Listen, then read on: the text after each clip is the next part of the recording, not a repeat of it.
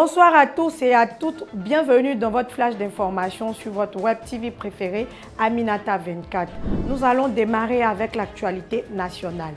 La première dame Dominique Ouattara a procédé à l'inauguration du centre de nutrition offert par la fondation SIFCA au centre d'oncologie médicale et de la radiothérapie Alassane Ouattara CNRAO de Cocody ce mercredi 22 mai 2024.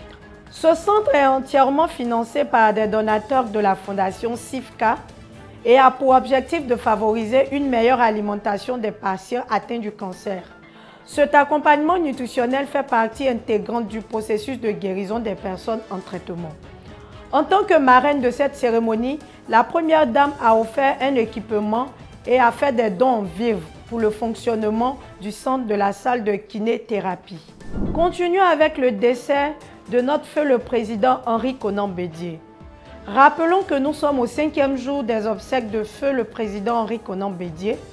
Et pour ce faire, la cathédrale Saint-Paul du Plateau a abrité ce jour la présence du président de la République Alassane Ouattara et de son épouse Dominique Ouattara, ainsi que plusieurs personnalités politiques, administratives, civiles et coutumières. En raison des obsèques de feu le président Henri Konan Bédié, il faudra noter un léger ralentissement au niveau du plateau et de ses alentours. Dans la même veine que le trafic, rappelons le programme des obsèques de feu le président Henri Konan Bédié.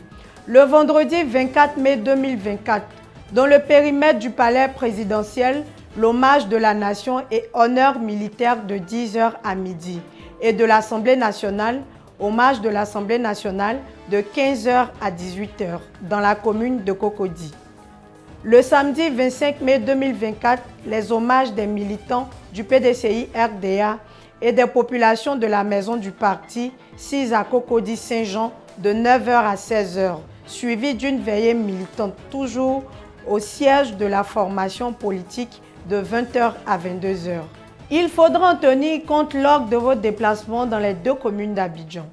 Passons à l'économie.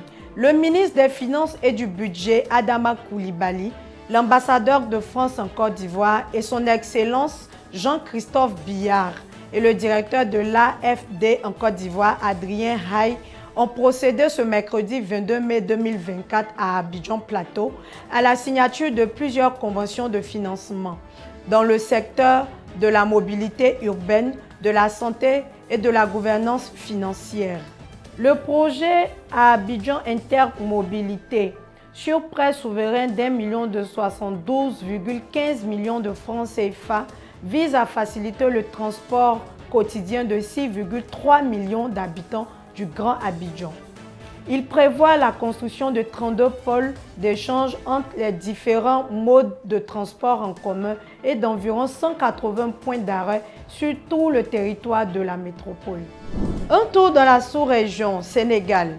Visite officielle de travail et d'amitié en République de Guinée de son Excellence M. Bassirou Diomaye Faye, président de la République du Sénégal.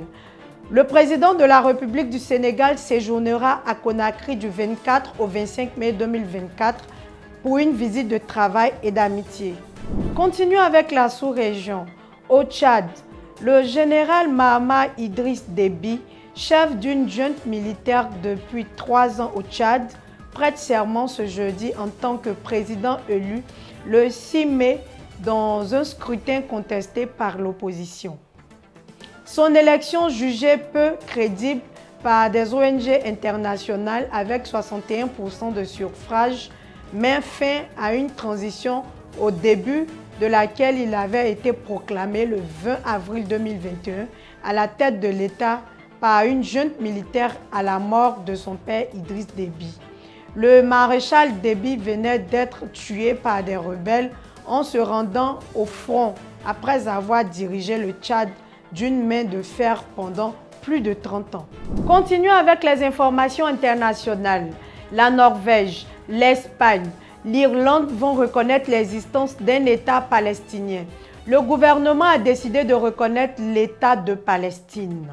C'est ce qu'a annoncé le Premier ministre norvégien Jonas Gahr Støre au cours d'une conférence de presse à Oslo. Il précise que la décision serait effective à compter du 28 mai.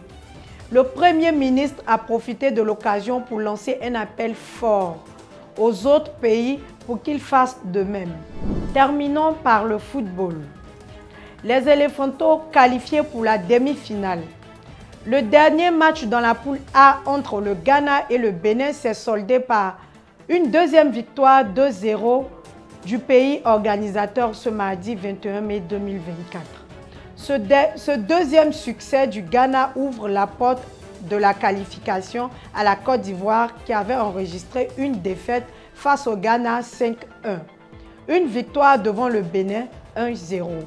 Notons que ce sont les deux premiers de poule qui se qualifieront pour les demi-finales.